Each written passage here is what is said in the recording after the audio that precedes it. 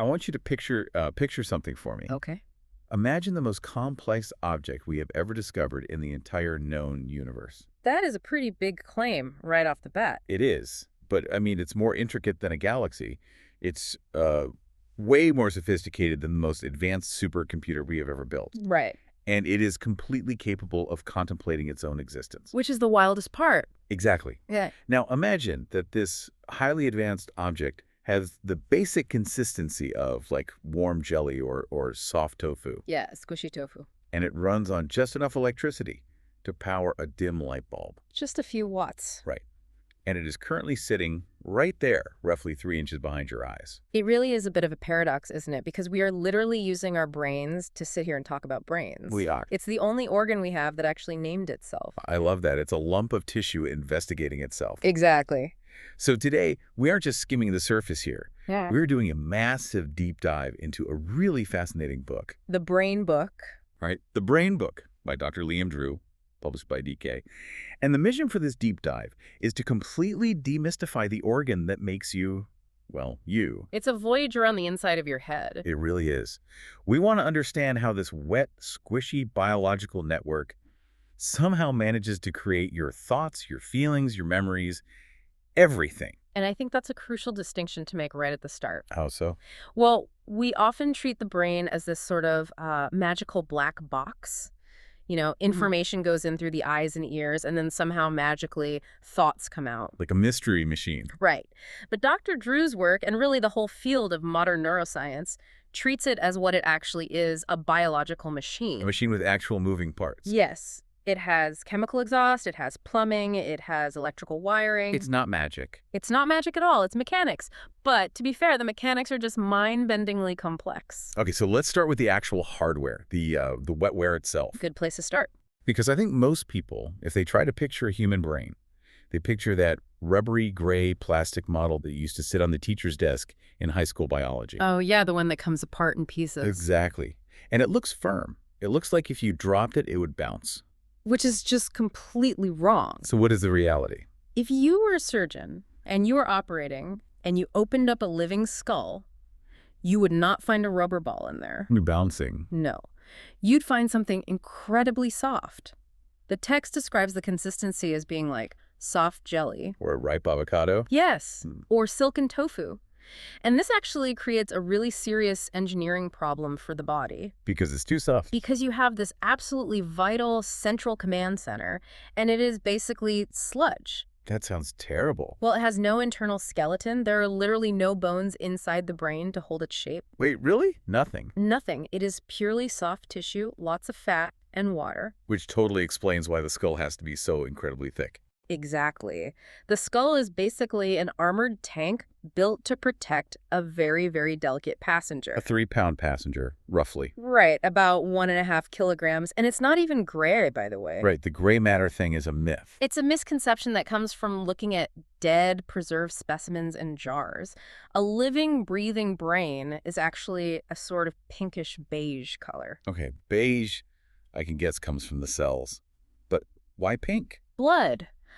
The brain is incredibly vascular. It is just packed with blood vessels. And that leads right into something that really blew my mind in the research, the sheer energy this thing requires. It is the ultimate energy hog. Right, so it only makes up about 2% of your total body weight. 2%, yeah. But it consumes 20% of your entire daily energy intake. It is by far the most expensive organ you own. That is a massive amount of overhead for one small department in the body. It really is. To keep that 1.5 kilograms of tissue alive and functioning, your heart has to pump oxygen and glucose to it constantly, without interruption. And the plumbing required to do that, the network of blood vessels, is just staggering. It really puts it into perspective. I wrote this stat down in bold letters because I couldn't believe it. If you took all the capillaries, veins, and arteries from just one single human brain. Just one. Just one. Yeah. And you laid them all end to end. It's 400 miles. 400 miles. That's roughly 645 kilometers. Inside your head. That is the distance from San Francisco to Los Angeles, just wrapped up and folded inside your skull. Just to keep the lights on, basically. 400 miles of plumbing just to feed the machine. So let's talk about the machine itself. Because the brain operates on electricity, right? It does. It's fundamentally an electrical machine. But obviously it's not using copper wires. No, and this is where that whole computer analogy we use starts to break down if you push it too far. How so? Well, a laptop computer uses electrons moving along rigid silicon and copper. Right. The brain uses ions-charged atoms moving in and out of biological cells. So it's more like a chemical battery. Exactly, a chemical battery that generates tiny electrical spikes. And to really understand how this works, we have to zoom way, way in. Down to the microscopic level. You have to look at the building block of the whole system, the neuron. The wiry little cells that send the messages. Yes, the fundamental unit of processing. And a typical human brain has roughly 86 billion of them. 86 billion neurons. That number is just, it's so huge it kind of loses all meaning. It's hard to visualize. But think of it this way. That is roughly the same number as the amount of stars in the Milky Way galaxy. So you literally have a galaxy of cells in your head. You do. And every single one of those 86 billion neurons is its own distinct, highly complex living cell. They aren't just like passive bricks in a wall. Not at all. They are very active, very wiry branching structures. They always look like trees to me in the textbook diagrams. That is the classic and probably the best description. Break down the anatomy of this tree for me. Okay, so you have the cell body. The main part. Right, the nucleus. Think of that as the command center, or the trunk of the tree. That's where the cell's DNA lives. Okay, got it. Then coming off that main body, you have these branch-like extensions.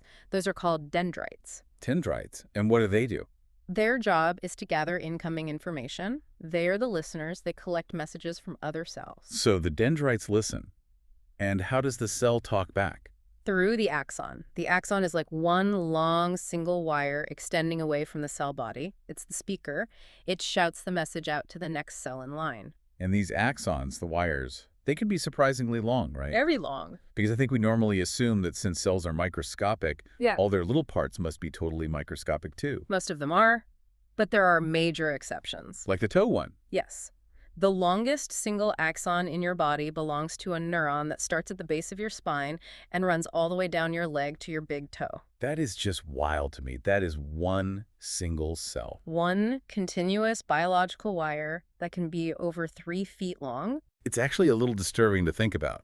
A 3-foot-long cell stretching down my leg. But it's an absolute necessity for speed. Why? Well, imagine if you had to chain thousands of tiny microscopic cells together to get a signal from your toe up to your brain. It would take too long to pass the message along. Exactly. Every time the message jumps from one cell to the next, there's a tiny delay. If there were thousands of jumps, you would stub your toe on a coffee table and not feel the pain for 3 seconds. Oh, that makes total sense. You need a direct, dedicated, high-speed line? You do. But the neurons, these branching trees, they aren't actually alone in there. No, they have a massive support staff. They really do. And I think this is one of the coolest shifts in recent neuroscience. The glial cells. Yes, the glia. I was shocked to read that the glia actually outnumber the neurons. It depends on the brain region, but overall, yes, there are about 84 billion of them. And for the longest time, science just completely ignored them. Really? Well, the word glia literally translates to glue in Greek. Early anatomists thought these cells were just boring structural mortar holding the important neurons together. Just bubble wrap for the brain. Exactly. But now we know they are practically running the show behind the scenes. They have incredibly specific, vital jobs. Let's run through this crew then. Who are the key players in the support staff? Well, first you have the oligodendrocytes. That is a mouthful. Oligodendrocytes. It is. Think of them as the electricians of the brain. Okay, what do the electricians do? They wrap those long axons, the wires we just talked about, in a fatty insulating layer called myelin. Myelin, right. Hmm. And that insulation is crucial for the signal speed, which we'll get into in a second. Exactly. Then, next on the crew, you have the microglia. These were described as the janitors, right? Janitors, yes, but also the security guards. They are essentially the brain's private immune system. What are they looking for? They prowl around the tissue looking for damaged cells, plaques, or invasive pathogens. When they find garbage, they literally engulf it and eat it. They eat the debris? That's so cool. It is. Then you have the astrocytes. Star-shaped cells. Right. They do act as structural scaffolding, but they also manage the local chemical environment. They pull nutrients from the blood and literally feed the neurons. And finally, the parasites. I call these guys The bouncers. That's a perfect analogy. They wrap themselves around the tiny blood vessels and they form what's called the blood-brain barrier. The VIP rope. Exactly. They are highly selective about what chemicals are allowed to leave the bloodstream and enter the delicate brain tissue. They keep the toxins out. So it's not just a bunch of wires, it's a bustling, highly regulated city in there. Very much so. But let's get back to the actual communication part. Right. How does a thought or a command actually move down that wire? Right. Because we always hear terms like electrical spikes or impulses. But what is physically happening on a chemical level? What you're talking about is called the action potential. The action potential. It is the fundamental unit of communication in the nervous system. Okay, break it down for me. Imagine a neuron is just sitting there at rest. It's not doing anything. It's hanging out. Right. Inside the cell wall, the chemical environment is negatively charged. But outside the cell, in the fluid around it, it's positively charged. Like a battery with a positive and negative end. Exactly. It's holding a charge. It's like a held breath, full of tension, just waiting. Waiting for a signal. Yes. And when that neuron receives a strong enough signal to fire, these tiny microscopic gates on the surface of the cell suddenly pop open. And what happens? Sodium ions, which carry a positive charge, come rushing inside the cell. Because the inside was negative and opposites attract. Exactly. And the sudden rush of positive ions flips the local charge of the cell from negative to positive. Zap. Zap. But the key here is that this flip doesn't just happen everywhere all at once. It travels. Travels how? Like water in a pipe. More like a wave. Imagine being at a crowded sports stadium and the crowd starts doing the wave. Oh, I love this analogy. Right, so the people themselves aren't running around the stadium. They just stand up, raise their arms, and sit back down in place. Right. But the pattern of standing up moves around the arena. That is exactly how an action potential works. The positive charge ripples down the length of the axon as the gates open and close in sequence. And this is where that fatty insulation, the myelin, comes into play. Yes, the electrician cells we mentioned earlier. Right. Because if the wire was bare, that wave would be pretty slow, wouldn't it? It would. If the axon were completely bare, that wave of opening and closing gates would have to travel every single millimeter of the wire. Which takes time. It does. A bare signal moves at maybe a few miles per hour. Fast enough for some things, but not for quick reflexes. So what does the myelin do? It coats the wire, but it leaves these tiny regular gaps in the insulation. Like beads on a string. Exactly like that. And because of the insulation, the electrical signal doesn't have to ripple through the covered parts. It can literally jump from gap to gap. It skips the boring parts. It completely skips them. This jumping process is called saltatory conduction. Saltatory. That comes from Latin, right? Yes, from saltare, which means to jump or to leap. Like sautéing vegetables in a pan, making them jump. Same root word, exactly. And because the signal is jumping down the line, its speed increases dramatically. It goes from a few miles an hour to over 270 miles per hour. 270 miles per hour. Inside your head. It's the biological difference between an old dial-up modem and a modern fiber optic cable. That is incredible. And by the way, I read that the myelin is actually white, which is why highly connected areas of the brain are called white matter. You got it. The bare cell bodies are the gray matter, and the insulated highway systems are the white matter. Okay, so we have this high-speed electrical, this spike zipping down the axon at race car speeds. Right. It finally reaches the end of the line. It reaches the end of the axon. Yes. But here is the massive kicker that always messes with my head. The neurons don't actually touch each other. They absolutely do not touch. There is a physical gap between them. The synapse. The synapse. To me, playing devil's advocate here, this seems like a terrible design flaw. Why do you say that? Well, you spend all this energy building a high-speed electrical wire, and then you just cut it before it reaches the destination. Why not just hardwire the whole network together? It's a fair question. But the answer is that a hardwired system is incredibly dumb. Dumb how? A hardwire is just a binary switch. It's either on or off. If neuron A fires, neuron B fires, end of story. Like flipping a light switch. Exactly. But the gap, the synapse, is where the actual computation happens. The gap is where the brain has the opportunity to change its mind. Okay, that is fascinating. So what actually happens at this gap? Because the electrical spark can't just jump across empty space. Right, it's on a spark plug. When that electrical wave, the action potential, hits the very end of the axon, it hits a literal wall. The end of the road. But that sudden change in electrical charge triggers these tiny little storage sacs inside the end of the cell. They're called vesicles. Little packages. Yes, packages filled with chemicals.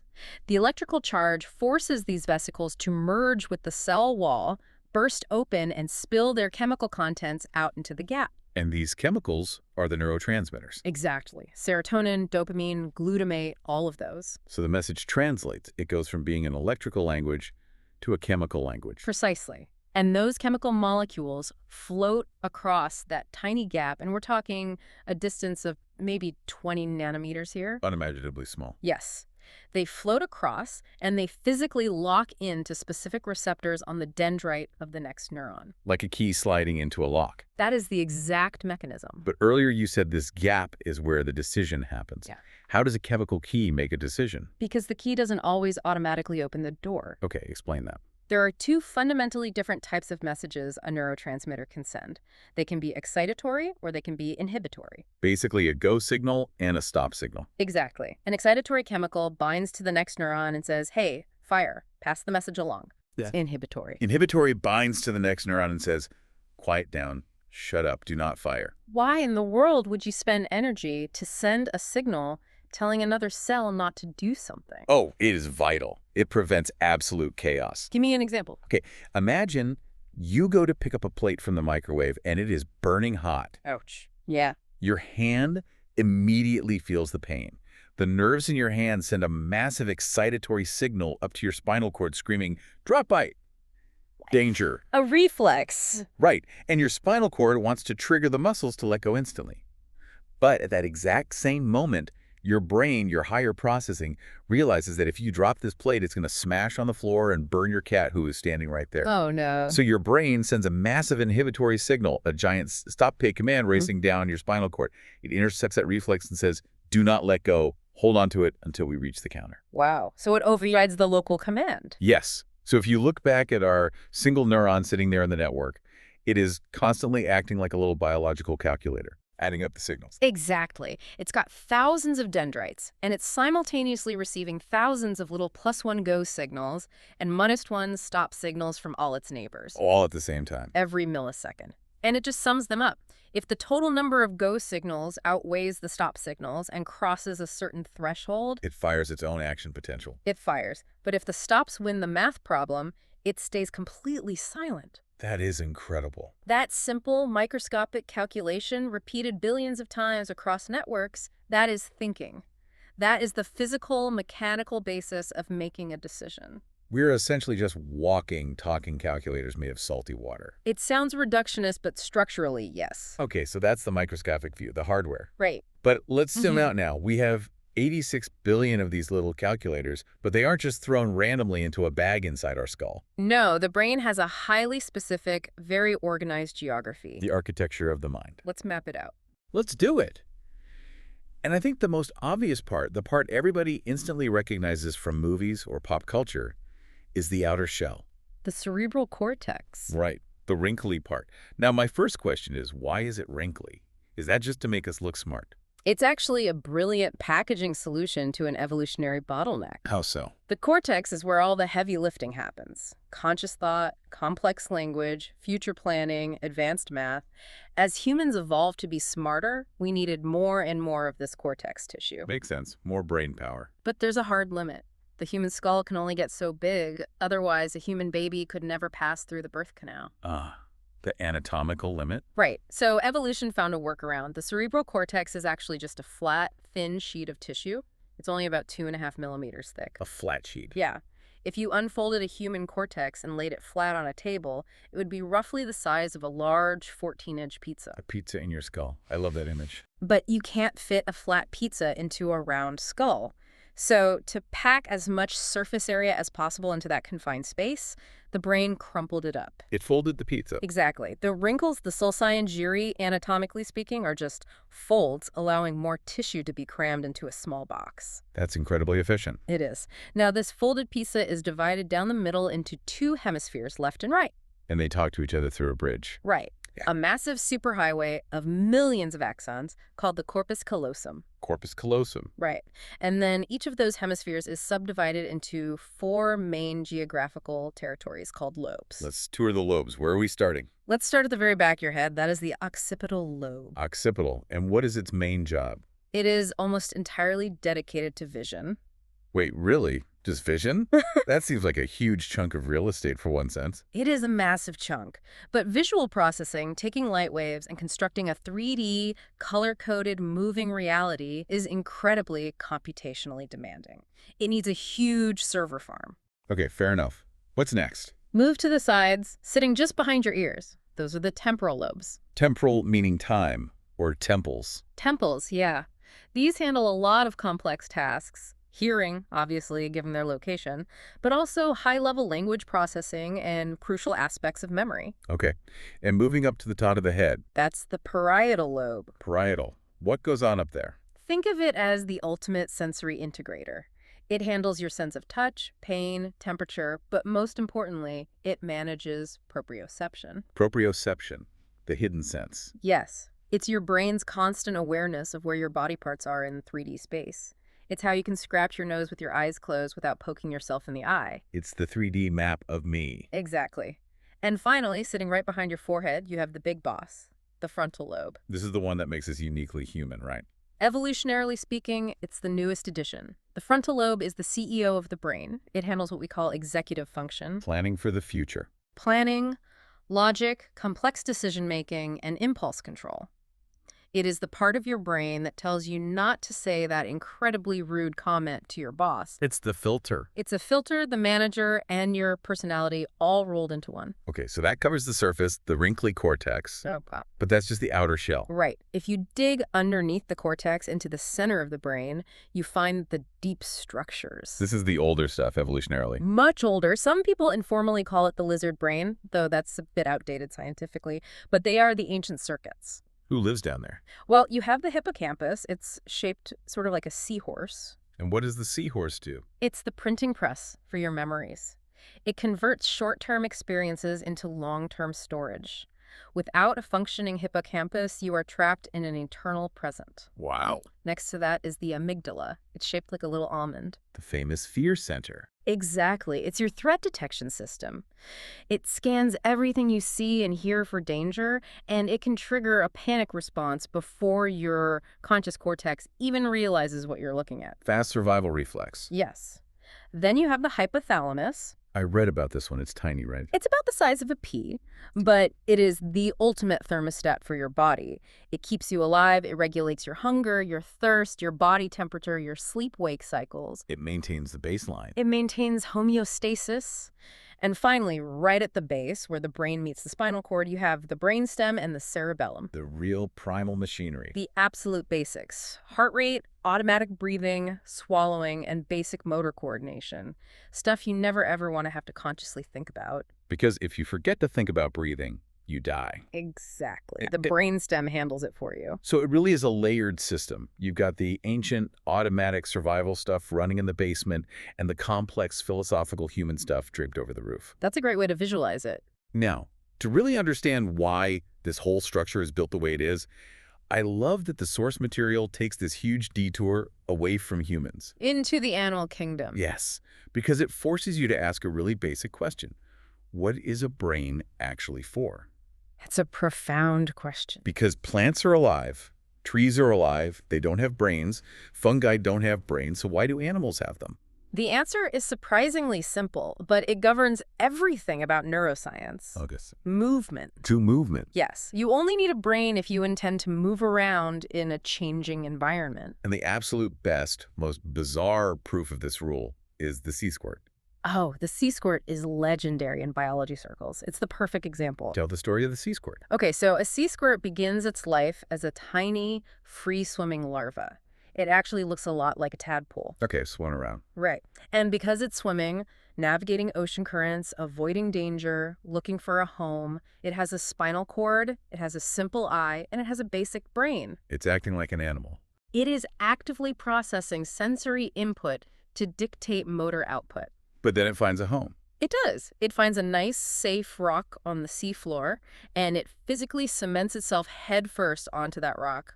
It parts permanently. Permanently. It Yep. will never, ever move again for the rest of its life. It becomes a filter feeder. And what is the very first thing it does once it's cemented in place? It eats its own brain. It digests its own nervous system. It literally reabsorbs the brain tissue for the calories. That is just brutally pragmatic. I'm parked. I don't need the GPS anymore. Might as well eat it. It perfectly illustrates the biological reality. Brains are expensive, they cost too much energy. If you are not actively moving, keeping a brain alive is an evolutionary waste of resources. So the whole reason we think, the reason we feel, the reason we write poetry, is fundamentally just to help us move around better. At its evolutionary core, yes, cognition is a strategy for effective movement. But different animals have totally different strategies for how they organize that movement, right? Like the worm? Ah, C. elegans, the tiny transparent nematode worm. Scientists love this worm. We do, because it is so simple. It has exactly 302 neurons. Total. In fact, we have mapped every single microscopic connection between every single one of those 302 cells. The entire wiring diagram. Right, and because it's so simple, it operates almost entirely on hardwired reflexes. If you tap the worm on the nose, it instantly wiggles backward. Doesn't think about it. No, there's no calculation. The sensory neuron is wired directly to the motor neuron. Tap equals backup. It's a biological robot. Compare that robotic worm to something like the octopus. The octopus is the closest thing we have to alien intelligence on Earth. Because their brains are so weird. They are completely bizarre. So the octopus evolved a massive, highly complex nervous system entirely independently from vertebrates like us. We split from them a long time ago. Hundreds of millions of years ago, our last common ancestor was probably a tiny flatworm. But while humans consolidated all our brain power into one central location inside our heads, the octopus decentralized its intelligence. They put their brains in their arms. Literally. About 2/3 of an octopus's total neurons are located not in its head, but distributed throughout its 8 tentacles. So the arms are basically thinking for themselves. Yes. They have a massive amount of local autonomy. If you were to surgically sever an octopus arm, which, ethics aside. Don't do that at home. Right. But if you do, that detached arm will continue to crawl around, it will explore its environment, and it will even catch food and try to feed it to a mouth that isn't there anymore. That is horrifying, but totally fascinating. It shows that the central brain of an octopus acts more like an orchestra conductor. The central brain gives the general order, and the arms figure out the details. Exactly. The central brain says, hey, search that crevice for crabs. But the arm itself does the complex mathematical calculations of how to unroll, bend, twist, and grasp. Which raises a really trippy philosophical question. What does it feel like to be an octopus?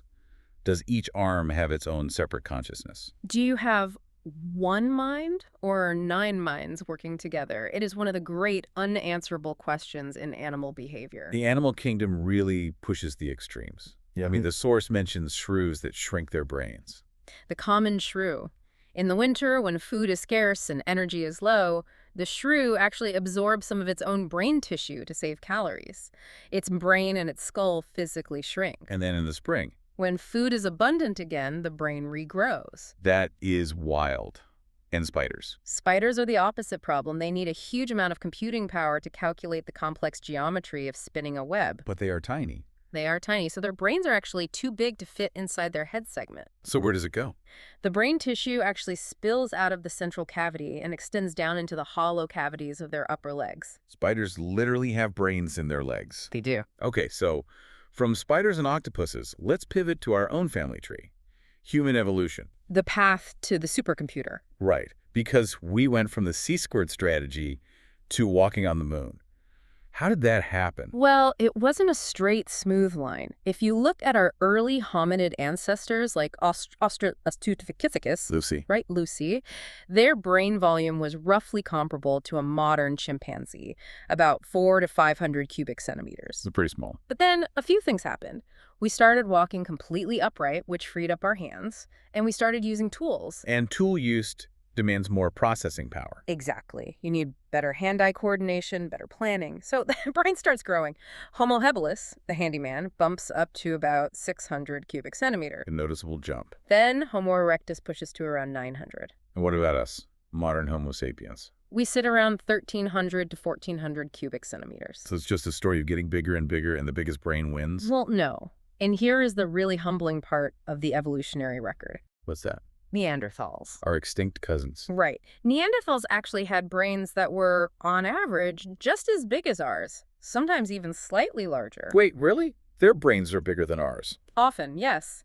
Up to 1,500 cubic centimeters. So why are we sitting here recording a deep dive? And they are extinct, if size is all that matters. Because size isn't all that matters. It's about organization and connectivity. How is our wiring different? The prevailing theory is that modern humans developed much better internal connectivity between different specialized regions of the cortex. We integrated the data better. Yes. We developed better complex language and, crucially, much deeper social cognition. We became the ultimate social animal. We learned to work together. We learned to store information outside of our own individual heads. We stored it in the collective memory of the tribe. Oh, that's brilliant. It's like the Stone Age version of cloud computing. That is exactly what it was. Collective learning. We didn't each need to invent the wheel. We just needed one person to invent it. And the social network shared the data. Okay, so we have built this massive, highly connected, energy-hungry machine. Right. But for a machine to do any processing, it needs raw data. It needs inputs. It has to interface with reality. Which brings us to the senses. The windows to the world. And I think we take our senses completely for granted, especially vision. I open my eyes and boom, there's the room. It feels instantaneous and direct. It feels completely direct, but it is actually a massive illusion. It is a highly constructed simulation. Explain that, because my eyes feel like video cameras. But they aren't. A video camera simply records a grid of pixels. Your eye captures individual photons of light bouncing off objects. It turns those photon hits into electrical spikes at the retina, Okay. and then it sends those electrical spikes back into the dark, pitch-black cavern of your skull to the visual cortex. The back of the head. Right. And then your brain has to take those meaningless electrical blips and infer what is out there in the world. It has to guess. It makes a highly educated split-second prediction based on past experience and lighting rules. So it's building a model. It's building a model. This is why optical illusions totally break our brains. Like the famous dress. Blue and black or white and gold. Perfect example. Your brain is constantly adjusting colors based on what it assumes the background lighting is. If it assumes the dress is in shadow, it automatically brightens the image in your mind. So it edits the raw footage. Heavily. What you see is actually just a controlled hallucination that your brain constantly updates with incoming sensory data. That is mildly terrifying. It gets weirder. Let's look at hearing. Okay, hearing. That seems more like a direct mechanical process. It is entirely mechanical. Hearing is basically just specialized touch working at a distance. Touching the air. Yes. A sound is just a wave of air pressure. Someone talks, it pushes the air. That wave travels and physically smacks into your eardrum. Causing a vibration. Right. The eardrum vibrates 3 incredibly tiny bones in your middle ear.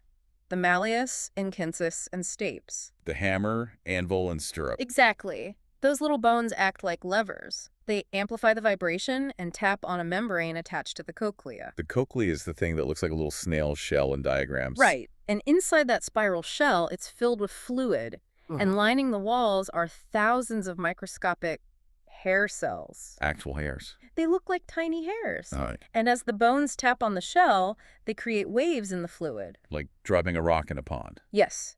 And as the fluid waves wash over the hair cells, it physically bends them over. Mechanical movement. That mechanical bending physically pulls open a tiny trapdoor on the top of the cell. Ions rush in, the cell fires an action potential, and zap, you hear the sound of a dog barking. That is the most Rube Goldberg-esque machine I can imagine. It's absurd. Sound waves hit a drum, which moves tiny levers, which tap on a fluid window, which makes waves, which bends tiny hairs, which opens a door, which shoots electricity. That is the exact sequence.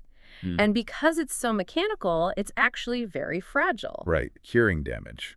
If you listen to music too loud, the fluid waves are so violent, they physically snap those little hair cells completely off. And they don't grow back. In humans, no. They die. Yeah. And the brain, confused by the lack of input, sometimes starts generating its own phantom ringing sound. Tinnitus. Exactly. Tinnitus. Okay, let's move to smell and taste. The chemical senses.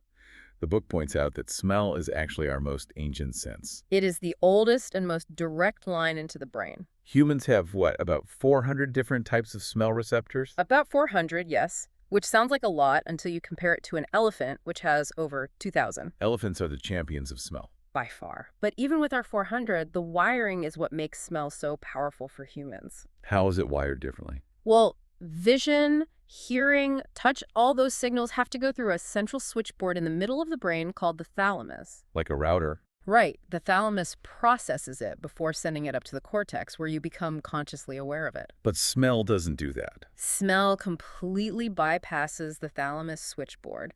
The olfactory bulb sends wires directly into the amygdala and the hippocampus. The emotion center and the memory center. Exactly. It's a direct, unfiltered shortcut to your deepest emotional memories. This totally explains the Prost effect. The Madeleine cake. Right. Or why suddenly catching a whiff of a specific brand of sunscreen instantly transports you back to being 8 years old at the community pool. The chemical scent is physically triggering the memory circuits before your conscious brain even registers what the smell actually is. It's time travel. It really is. Now, I want to make sure we cover touch accurately, because the critique of previous overviews is that they treat touch as just one single sense. But it's not. No, touch is a very broad umbrella term for at least 4 entirely different sensory systems. Break them down for us, because it's not just, I feel the table. Right. You have different specialized receptors scattered throughout your skin doing different jobs. For example, deep down in the skin, you have the Pacinian corpuscles. Pacinian corpuscles, what do they feel? They are tuned to detect deep pressure and rapid vibration, like the feeling of a bass speaker thumping at a concert. Right. Then, closer to the surface, you have Meissner's corpuscles. These detect incredibly light, gentle touch. Like a mosquito landing on your arm. Exactly, or reading Braille. Then you have Ruffini endings, which detect the physical stretching of your skin as you move your joints. So you know your hand is closing. Right. And finally, you have free nerve endings. Which do what? They detect temperature, hot and cold, and nociception. Nociception is pain. Yes, tissue damage. So when you hold a hot cup of coffee, your brain is simultaneously receiving separate data streams for heat, smooth texture, weight, and joint position, and it instantly weaves them all together into one unified feeling of holding a mug. The brain is the ultimate synthesizer. It is. Okay, so that is all the input, the data coming in. Let's flip it. Let's talk about output. We established earlier with the C-squirt that the entire purpose of a brain is to move the body. Right. Motor control. How does this tofu supercomputer actually pull the strings of the meat puppet? It all comes down to controlling muscles. And the absolute cardinal rule of a muscle fiber is this. It can only pull. It can never push. Right, you can't push a rope. Exactly. So to move a skeletal joint, you always need a matched pair of muscles working against each other. Like the bicep and the tricep and the arm. Perfect example.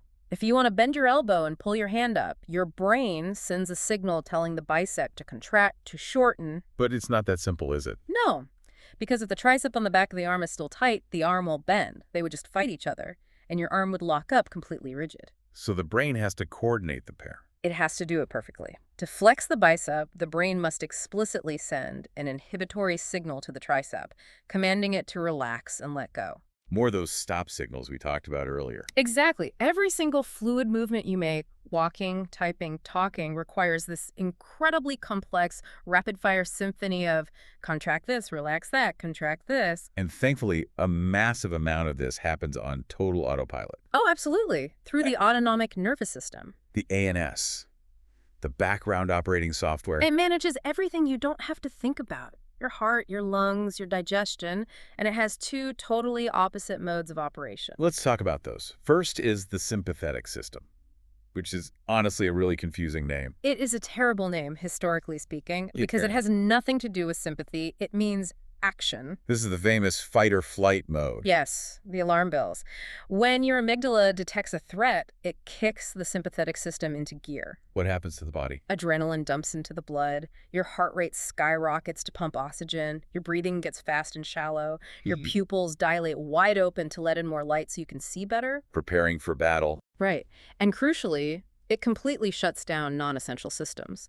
Digestion immediately stops. Blood is shunted away from your stomach and pushed into your leg muscles. Because you don't need to digest a sandwich if you're about to be eaten by a bear. Exactly. You are fully primed to fight the bear or run away. And what's the opposite mode? The parasympathetic system. The rest and digest mode. Right. Driven largely by the massive vagus nerve. Oh. When the threat is gone, this system acts like the brakes. Calming everything down. It slows the heart rate, it deepens the breathing, it turns the digestive tract back on, it promotes cellular repair and immune function. But the problem in modern society is that our brains can't tell the difference between a physical bear in the woods and a stressful email from our boss. That is the core issue of modern stress.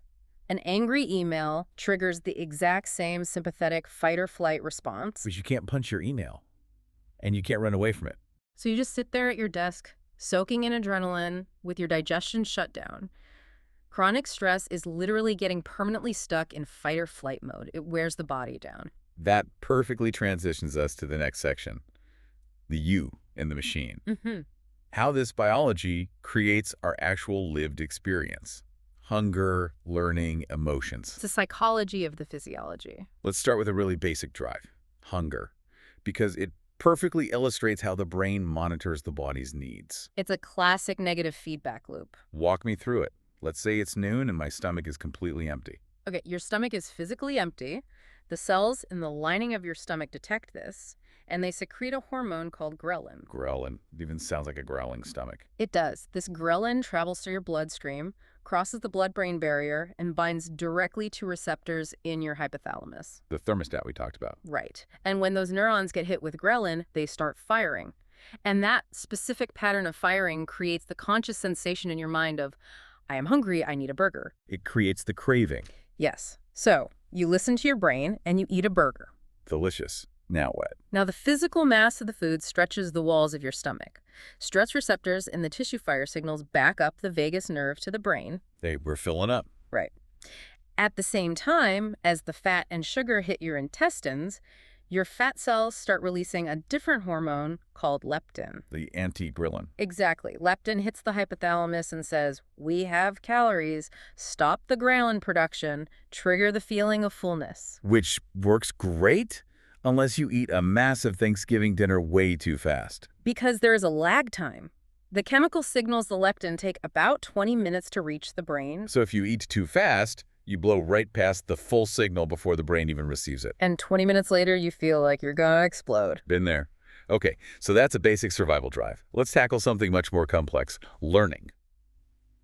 This is the holy grail. How we acquire new information. How do I actually get a brand new skill encoded into this lump of jelly? It all comes completely back to the synapse, that tiny gap between the neurons. Right. There is a famous rule in neuroscience, coined by a psychologist named Donald Hebb. It's called Hebbian learning. What's the rule? Simply put, neurons that fire together, wire together. Fire together, wire together. What does that actually look like on a physical level? Let's use an example. Imagine you are trying to learn how to serve a tennis ball. Okay, I'm terrible at tennis, so this is fitting. At first, you are very clumsy. You have a set of neurons controlling toss the ball up and a separate set controlling swing the racket. And the timing is all off. Because the synaptic connection between those two specific groups of neurons is very weak, the signal doesn't flow easily. So I missed the ball. Right, but you keep practicing. And eventually, by pure trial and error, you manage to execute the toss and the swing perfectly at the exact same time. I hit a perfect serve. Yes, both sets of neurons fired simultaneously. And because they fired together, the brain undergoes a physical process called long-term potentiation. Long-term potentiation. Yeah. LTP. The receiving neuron at the synapse literally builds and pushes more chemical receptors to its surface. It physically alters its own structure to become more sensitive to the signal. It reinforces the bridge. It widens the dirt path into a paved highway. The next time you try to serve, the signal flows much faster and easier along that exact route. Practice literally changes the physical wiring of your brain. But how does the brain know which specific pathways to reinforce? How does it know that that specific swing was the good one? That is where the magic chemical comes in. Dopamine. Ah, dopamine, the pleasure molecule. Well, no, that's a huge pop culture myth. Dopamine is not really about pleasure. It's not. No, it is the prediction error molecule. It's the teaching signal. Explain that, because I think everyone assumes dopamine just equals happiness. Imagine you try to serve the ball and you miss. Your brain expected to hit it, but it failed. Negative prediction error. No dopamine. Okay. But then you adjust your swing and suddenly, smack, you hit an ace. Your brain is surprised. It didn't expect to succeed so perfectly. Positive prediction error. Exactly. The unexpected success triggers a massive squirt of dopamine right onto the synapses that were just active. And what does the dopamine do? It acts like a biological save button. It tells those specific synapses, hey, whatever exact sequence of firing you all just did, that was awesome. Reinforce yourselves right now so we can do it again. That is a massive distinction. It's not just about feeling good. It's a chemical marker that physically stamps a successful pattern into the hardware. Precisely. It drives the learning. And this learning turns into memory. Yes, the storage of the past. But memory isn't just one single filing cabinet in the brain, is it? Because remembering the capital of France feels very different from remembering how to ride a bicycle. Because they're completely different biological systems stored in different places. Break down the types of memory for us. Well, remembering that Paris is the capital of France facts and figures, that is called semantic memory. Semantic. And remembering your 7th birthday party specific events you experienced, that is episodic memory. Because it's an episode of your life. Exactly. Both of these are explicit memories. They rely very heavily on the hippocampus to encode them. The seahorse. Right. But remembering how to ride a bicycle, that is procedural memory, muscle memory. Where is that stored? Mostly in the motor cortex and the cerebellum. It doesn't rely on the hippocampus. So they're totally segregated systems. Yes. And we learn this tragically through famous medical cases, like the patient known as HM. I remember reading about him. He had his hippocampus surgically removed to stop terrible seizures, right? Yes, back in the 1950s, the surgery cured his epilepsy, but it completely destroyed his ability to form any new episodic memories. He was stuck in the 1950s forever. Every time he met his doctor, it was like meeting him for the very first time, even if they had talked 10 minutes earlier. That's heartbreaking. It is. But here's the incredible part. The doctors would ask HM to practice tracing a star shape while looking in a mirror. A difficult motor skill. Right. Because he had no episodic memory, every single day he would sit down and say, I have never done this task before in my life. But Hattie. He had practiced it for days, and despite having absolutely zero conscious memory of ever seeing the mirror or the star, his hands were flawlessly perfect at the task. His body remembered. His procedural memory was perfectly intact in his cerebellum, even though his conscious episodic memory was gone. That is haunting. It just completely shatters the illusion that I am just one single unified thing. You are actually a collection of totally distinct subsystems working in parallel. You are a distributed network. Let's talk about another massive part of the you experience. Emotions. The color of our mental lives. The book mentions that despite all the poetry in the world, biologically speaking, there are really only 4 basic emotions. The current neurobiological consensus leans heavily toward 4 primary states. The big 4, what are they? Happiness, sadness, fear, and anger. Just 4. Yeah. That seems almost insultingly reductive. What about complex emotions like, I don't know, nostalgia or bittersweetness or schadenfreude? Well, think of the basic 4 like the primary colors of paint: red, blue, yellow. Bittersweetness is just a complex cognitive elaboration. It's your advanced frontal cortex taking a little bit of the primary happiness signal, mixing it with a little bit of the primary sadness signal, and adding a layer of social context and memory over the top. Ah, so the cortex mixes the paint, Yeah, but the raw signals coming up from the basement are just the basic 4 exactly. And of those 4, fear is by far the loudest and the fastest. because of the amygdala, Right. Evolution heavily prioritizes survival over everything else. The amygdala can hijack your entire nervous system in milliseconds. which makes sense. It is infinitely better to mistake a harmless stick on the ground for a deadly snake than to mistake a deadly snake for a stick. A false alarm costs you a little energy. A missed alarm costs you your life. Our brains are hardwired for anxiety because anxious ancestors survived. That explains so much about modern anxiety. We are carrying around ancient snake detectors in the modern world. We absolutely are. Okay, let's look at the grand timeline, the life cycle of a brain. Because this whole structure isn't just static, it physically changes from birth to death. It is intensely dynamic. Let's start at the very beginning. Development in the womb. It starts remarkably early. The nervous system begins as a tiny, flat sheet of cells called the neural plate, which folds up into a neural tube. And it grows incredibly fast, right? It's an explosion. By just 8 weeks of gestation, the tiny embryo is only about the size of a raspberry, but it already has the distinct primary structures of a brain forming. And when a baby is actually born. At birth, a human brain is roughly 1/3 the size of an adult's. but here is the most counterintuitive fact about development. Hit me. A baby is born with essentially all the billions of neurons it will ever have. Wait, no new neurons?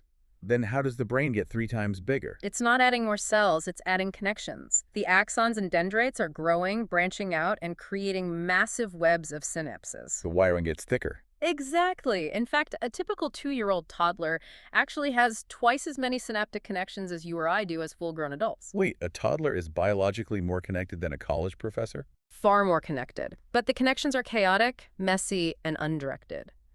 A toddler's brain is a universal learning machine. It is totally open to everything because it doesn't know what environment it needs to survive in yet. So how does it go from a chaotic mess to an organized adult brain? Through a brutal process called synaptic pruning. Pruning, Yeah. like a gardener trimming a bonsai tree. That is the perfect analogy. During childhood, and especially during adolescence, the brain aggressively monitors its own network. It looks at which connections you use regularly, and it strengthens them. And the ones you don't use. It snips them.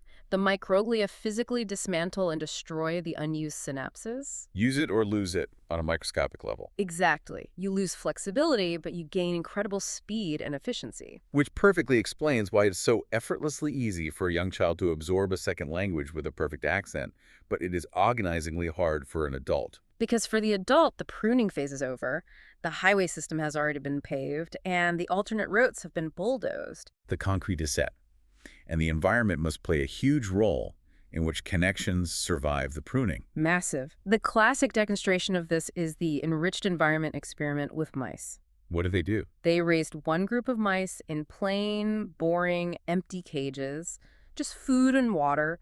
They raised another group in enriched cages. Meaning what? Toys. Toys, running wheels, complex tunnels, and lots of social interaction with other mice. And what happened to their brains? The difference was physically measurable. The mice in the enriched environments grew significantly thicker cerebral cortexes and had vastly denser networks of synapses. The complex environment literally sculpted a more complex physical brain. That is a huge lesson for how we raise kids. You need a complex environment to build a complex mind. Absolutely. Now, a big part of childhood and adulthood is sleep. We spend roughly a third of our entire lives totally unconscious. It's a huge vulnerability from an evolutionary standpoint. Right. Lying unconscious in the dark for 8 hours seems like a great way to get eaten by a tiger. So the biological payoff for sleep must be massive. For decades, science didn't fully understand why we sleep. We just knew we died if we didn't. But recently, there has been a massive breakthrough. The glymphatic system. Yes? Not lymphatic, but glymphatic. With a G. Right. Named after those glial cells we talked about earlier. Well, tell me how this works, because this blew my mind. So all day long, as your neurons fire and process information, they produce metabolic waste. They create chemical trash, specifically a protein called beta amyloid. Just exhaust from the engine. Exactly. And during the day, this trash just sort of builds up in the fluid around the cells. It makes you feel foggy and tired. So what happens when we sleep? When you enter deep, slow-wave sleep, those star-shaped astrocyte cells actually physically shrink They shrink? Why? to widen the spaces between the cells, and then cerebrospinal fluid rushes through the brain tissue like a high-pressure power washer. A literal brainwash. It flushes all the metabolic trash, all the beta amyloid, right out of the brain and into the liver to be cleared. So sleep is a mandatory cleaning cycle. It is the night shift janitorial crew. If you chronically shortchange your sleep, that trash builds up. And long-term accumulation of beta amyloid is one of the primary drivers of Alzheimer's disease. So sleep is genuinely protective of your cognitive health. It is non-negotiable. Plus, sleep is when memory consolidation happens.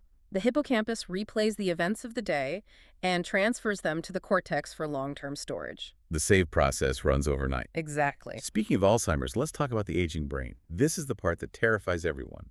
What naturally happens as we get older. Well, the stark reality is that starting around your late 20s or early 30s, your brain volume actually begins to slowly decrease. It starts shrinking at 30? Slowly, yes. The cortex thins out a bit, and raw processing speed, what we call fluid intelligence, begins a slow decline. That is depressing. But wait, there's a very strong upside to aging. Please give me the good news. While raw speed drops, your crystallized intelligence increases dramatically. Crystallized intelligence, meaning what? Your accumulated database, your vocabulary, your pattern recognition, your general wisdom.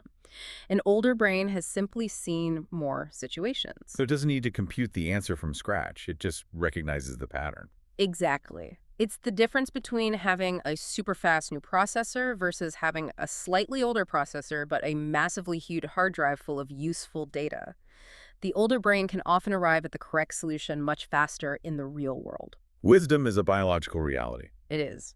But Alzheimer's is different from just normal aging. Very different. Normal aging is a gentle slowing. Alzheimer's is a brutal pathology. What is physically happening in an Alzheimer's brain? Remember that beta amyloid crash we talked about? Right, the stuff sleep washes away. In Alzheimer's, that protein clumps together into hard, sticky plaques outside the neurons.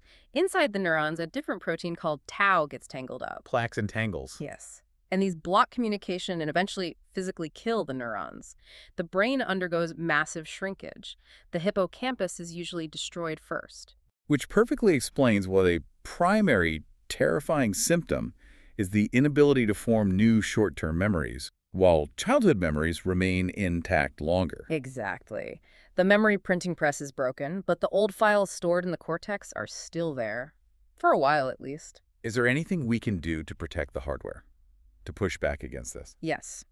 We can actively build what is called cognitive reserve How do we do that? by using the brain in challenging ways. Education, learning a second language, learning to play a musical instrument, navigating complex social interactions. They're putting miles on the engine. Yes, but specifically complex miles. Doing a crossword puzzle you already know how to do doesn't help much. You have to struggle a bit. You have to force the brain to build new, dense webs of synapses. So if you have a thicker, more connected network to begin with, You can afford to lose more of those connections to age or disease before you ever cross the threshold into showing clinical symptoms of dementia. it's like building a massive savings account for your brain. It's exactly like that. Build the reserve while you are young and healthy. Before we wrap up, there is a crucial topic from the outline we need to touch on: neurodiversity. Right. It is a vital shift in how we understand human behavior. Because historically, science looked at conditions like autism or ADHD purely as deficits, Yeah. as broken brains. The very medicalized pathological model. But modern neuroscience is increasingly viewing these not as broken hardware, but as alternative wiring diagrams, different operating systems. Give me an example of how the wiring is different in, say, autism. Well, we talked about that synaptic pruning process during childhood. The theory is that in many forms of autism, that pruning process happens differently or less aggressively, So they keep more connections. especially in local sensory processing areas of the cortex. The brain remains hyperconnected. Which would completely explain the sensory overload aspect of autism. Precisely. If your auditory cortex has too many active connections, the ambient noise of a grocery store isn't just mildly annoying, it is an overwhelming, painfully intense flood of unfiltered data. Because the pruning didn't dampen the signal. Right. It's not a deficit of function, it's a hyperfunction that clashes with an environment designed for neurotypical brains. Understanding the actual physical biology of it really changes the perspective. It fosters accommodation rather than just trying to cure someone's fundamental wiring. Absolutely. And the same biological lens applies to mental health. Understanding that depression or anxiety are deeply rooted in actual physical neurochemistry, neurotransmitter imbalances, chronic sympathetic nervous system activation, it removes the stigma. It's not a weakness of character, it's a physiological state of the organ. Just like asthma is a state of the lungs. We have covered an absolutely massive amount of ground today. We went from single ions to human consciousness. We really did. From And the- sea squirts eating their own brains to the 400 miles of blood vessels inside our skulls. If you had to distill this entire deep dive, all this research from Dr. Drew's book, into one single core takeaway for the listener, what is it? I would say this. The most important thing to realize is that you are not a fixed entity. What do you mean? We tend to think of our brains like our height. You grow, you stop, and that's just how you are. But your brain is a radically plastic, physically changing landscape. Neuroplasticity. Yes.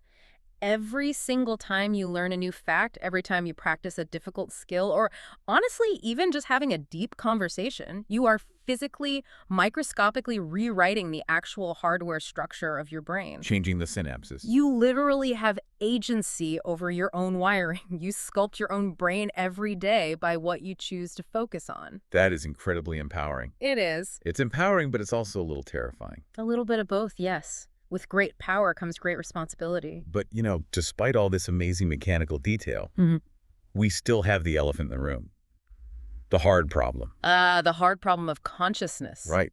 Because we have spent this whole hour explaining the mechanics, action potentials, sodium gates, neurotransmitters sliding into receptors. The machinery. But we still haven't explained why any of that actually feels like something. No, we haven't, and science currently can't. Why does a specific frequency of electrical firing in my occipital lobe internally feel like the color red?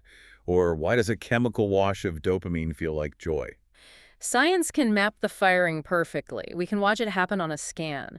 But the subjective, internal, first-person experience of being alive, The ghost in the machine. that remains the greatest mystery in the universe. We don't know how meat creates a mind. Something profound for you to ponder tonight while your glymphatic system power washes the amyloid proteins out of your cortex. It's the ultimate bedtime thought. Well, thank you so much for guiding us through the gray and white matter today. It was an absolute pleasure. And to you listening, thanks for lending us your 86 billion neurons for the hour. We appreciate the computing power. Now, go use them. Read a book. Struggle with a new language. Build some new synapses today. We'll see you on the next deep dive.